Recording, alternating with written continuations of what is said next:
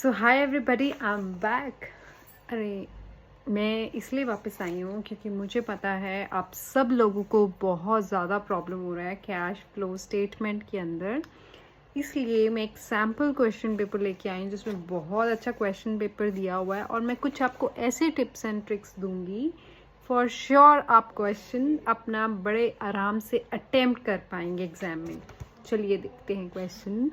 Cash flow statement का question है। देखिए, 2 इयर्स का डाटा आपके पास दिया हुआ है।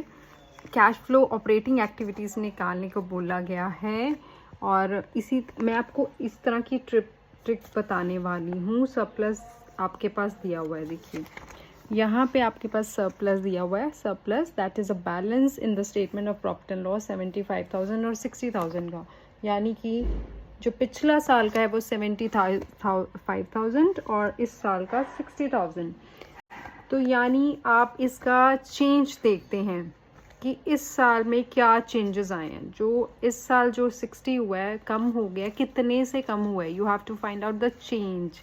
तो सबसे पहले टिप नंबर 1 इज़ कि आप सरप्लस को पकड़ेंगे क्वेश्चन में, आंसर्स में, और जो भी करेंगे सरप्लस के अंदर ही ऐड या सब्ट्रैक्ट करेंगे। नॉर्मली 2-3 चीज़ें ही सरप्लस में सबसे स्टार्टिंग में हमारे पास ऐड होंगी, जैसे कि प्रपोज डिविडेंड पेड। सो सरप्लस का जो चेंज है वो देखिए, आप 75,000 का प्रीवियस ईयर का प्रॉफिट था और 60,000 का करंट ईयर का प्रॉफिट है। तो यानी कि जो चेंज आया है वो प्रॉफिट डिक्रीज हुआ है, 15,000 से डेबिट में है, यानी ये -15,000 है। सो ये है, यहाँ पे है propose dividend for the year ended 31 March 23 and 31 मार्च 24। तो प्रपोज डिविडेंड जो पेड है वो पिछले साल वाला, यानी कि 23 का हम पेड मानते हैं, तो 23,000 विल बी एडेड। इसी तरह कोई इंटरम डिविडेंड होता तो वो भी हम ऐड बैक कर लेते। उसके अलावा जो दूसरी आइटम है दैट इज़ वो हम लेते हैं transfer to reserves, general reserve. कोई रिज़र्व तो इस क्वेश्चन में प्रेजेंट ही नहीं है, तो इसलिए हमें ज़रूरत ही नहीं है। उसके बाद हम तीसरी चीज़ करते हैं provision for tax. Provision for tax आप देख रहे हो 2 इयर्स की प्रोविज़न्स अवेलेबल है। इस तरह से मैं कैमरा को रोटेट करती हूँ। प्रोविज़न आप देख रहे हो कि already we are having the provision for 2 years, right. तो पिछले साल का जो करंट ईयर का प्रोविज़न है वही इम्पॉर्टेंट है हमें यहाँ ऐड बैक करने के लिए। तो आप ध्यान में रखेंगे कि करंट ईयर का जो प्रोविज़न होता है वो हैव टू ऐड बैक। उसके बाद इसमें कुछ भी नहीं है इसके अलावा हमें लेना है। उसके बाद just we get the figure, in that figure we have to add all the non-cash and non-operating items. So what is the first item? You can very well see from the information given below that there is a cash flow, calculate cash from investing activity from the following particulars. अब इसके लिए मुझे non cash item जो बहुत famous है, depreciation is one of the most famous item among the non-cash is 2,20,000 charged during the year. बस यही figure मेरे लिए ऐड बैक करने के लिए इम्पॉर्टेंट है। ये डाटा मुझे तब काम आएगा जब मुझे cash flow from investing activity, अभी तो मुझे ऑपरेटिंग चाहिए, तो अभी मैं सिर्फ डेप्रिसिएशन ही मेरे लिए यहाँ काम की फिगर है, ठीक है। क्योंकि ये रिटर्न डाउन वैल्यू पे बन रहा है तो सिंगल अकाउंट ही बनेगा। यू कैन सी कि यहाँ पे सिंगल बैलेंसेस हैं, कोई एक्यूमुलेटेड डेप्रिसिएशन का अकाउंट तो है नहीं, तो सिंगल अकाउंट होते हुए तो मुझे यही फिगर रेलिवेंट है, ठीक है। प्लस अगर कोई प्रॉफिट हुआ है, कोई प्रॉफिट हुआ है ऑन सेल तो वो भी रेलिवेंट है, ठीक है। या लॉस हुआ है, अगर लॉस होता है तो ऐड कर दीजिए और अगर प्रॉफिट होता है तो माइनस कर दीजिए, because again it is a non operating item. Again मुझे गुडविल की तरफ आना है। देखिए, ये सारी चीज़ें हैं मेरे पास, cash and bank balance, inventory, trade receivables, trade payables. तो ट्रिक ये है कि आपने यहाँ से डेप्रिसिएशन उठाई, यहाँ से कोई प्रॉफिट लॉस को ऐड बैक किया, बिकॉज बोथ अब सिर्फ नॉन कैश और नॉन ऑपरेटिंग आइटम्स। यहाँ पे ये भी ट्रिक है कि गुडविल जो है, ये देखिए, पहले गुडविल था 30,000 का, अब वो 20 का रह गया, यानी यहाँ पे गुडविल भी रिटर्न ऑफ हुआ है 10,000 का। चेंज लेंगे हम, तो वो जो 10,000 का चेंज है गुडविल रिटर्न ऑफ, वो हमारा क्या हो जाएगा, प्लस, राइट। उसके बाद अब जो तीसरा टिप मैं आपको देने जा रही हूँ, ट्रिक बताने जा रही हूँ, वो ये है कि जब ये चीज़ आपने ऐड कर ली तो हमारे पास operating profit before working capital changes आ जाता है, ठीक है। जिसके बाद हमें सिर्फ और सिर्फ इस बैलेंस शीट के अंदर लुकआउट करना है सिर्फ करंट एसेट्स को और करंट लाइबिलिटीज़ को। जैसे मैंने ये मार्क किया कि inventory is a current asset, trade receivable is current asset, trade payable current liability और prepaid expenses a current asset.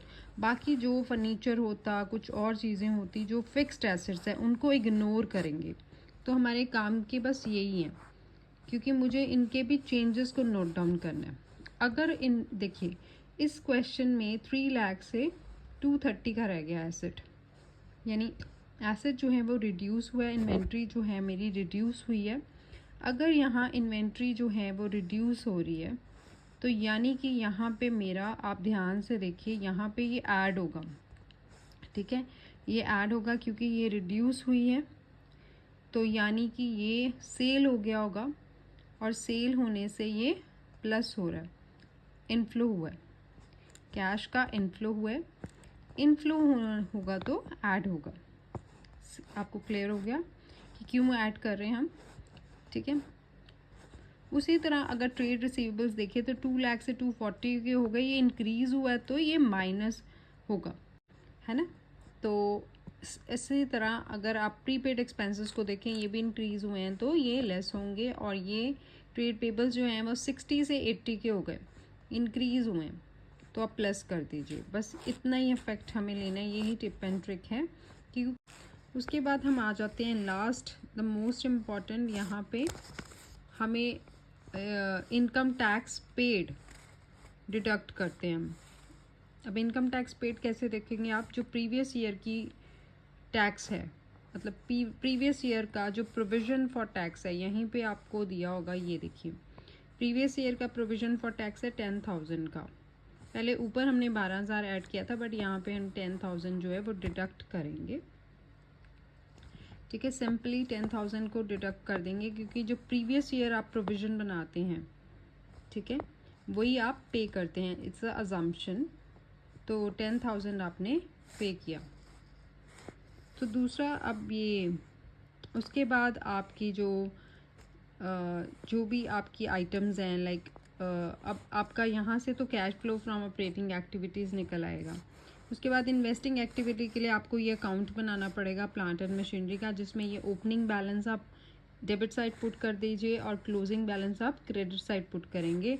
और बीच में जो ये इंफॉर्मेशन है कि ये इतने की कॉस्ट थी, एज ये आप देख सकते हैं रिटर्न डाउन वैल्यू पे है, तो ये कॉस्ट कंसिडर नहीं करेंगे हम। 240 में से 90 डिडक्ट कर दीजिए। उसके बाद जो बच गया, ठीक है, 90 का डेप्रिसिएशन था, वो आ गई माइनस करने के बाद रिटर्न डाउन वैल्यू, ठीक है।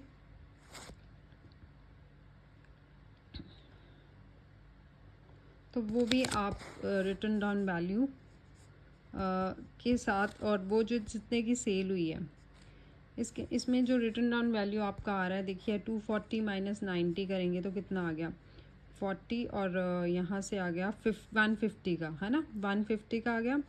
तो 150 का कंपैरिजन करेंगे 170 के साथ, तो नाउ यू कैन ईजीली सी कि जो 20,000 है आपका प्रॉफिट ऑन सेल हुआ है ना, प्रॉफिट ऑन सेल है 20,000 का। तो वो हमने ऊपर ऐड किया था ऑपरेटिंग में जब मैंने नॉन कैश लिए थे, बट अभी आपने फ़िलहाल बस इसी को अकाउंट बना के यहाँ से परचेजेस और सेल्स इन्वेस्टिंग में पुट कर देनी है। सेल आपकी हुई है 170 की, तो ये आप इन्वेस्टिंग में ले जाओ जिससे इनफ्लो हुआ है, और परचेज जो भी निकल के आएगी आपकी वो आप माइनस कर दोगे।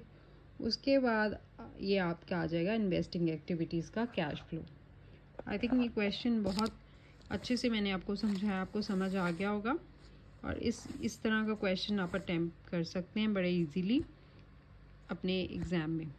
सो आई होप, चलिए नेक्स्ट वीडियो में मिलते हैं आपके साथ। Okay bye.